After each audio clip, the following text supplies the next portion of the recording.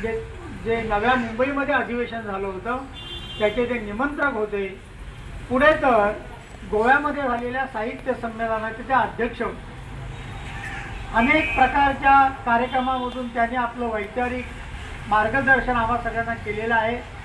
त्यांच्या कामाची व्याप्ती लक्षात घेऊन त्यांना सामाजिक समरसता मंचाच्या वतीने दिला जाणारा सर्वश्रेष्ठ पुरस्कार संत गाडगेबाबा समरसता पुरस्कार हा महाडच्या चौदार तळ्याच्या स्थानी त्यांचे जे जुने मित्र मधु मंगेश कर्णिक यांच्या हस्ते हा पुरस्कार त्यांना दिला गेलेला होता।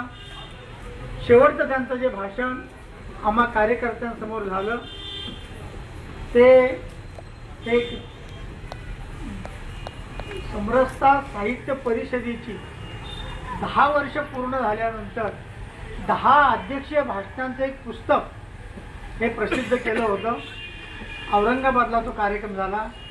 त्या कार्यक्रमासाठी सुदर्शनजी उपस्थित होते आणि आपल्या आत्ताच्या समरसता साहित्य परिषदेचे अध्यक्ष कवठेकर बाळकृष्ण कवठेकर यांनी त्याची प्रस्तावना लिहिली होती त्या सर्व 10 अध्यक्षीय भाषणांची।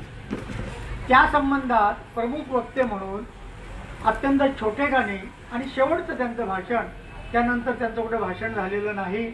नंतर ते आजारी पडले, तिथे आजारी पडले होते, त्या आजारीपणातच त्यांनी हे विनम्र अभिवादन करण्यासाठी मी मुद्दाम उपस्थित राहिलो आहे।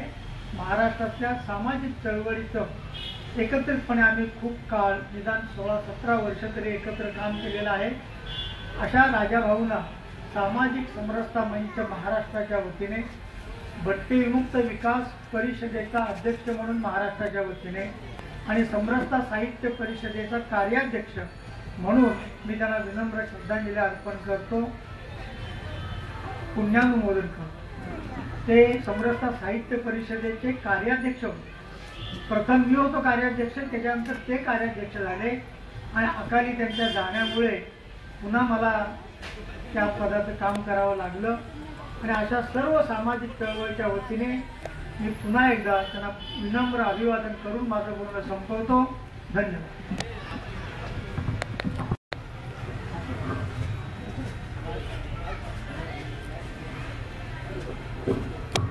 संत कबीर शाहू महाराज शिवाजी महाराज शाखा क्रमांक 166 चे सन्माननीय पदाधिकारी सभासद महिला मंडळ, त्याचप्रमाणे वाटसकर ग्रामस्थ मंडळ, मंचकार बसलेले सर्व विद्यमान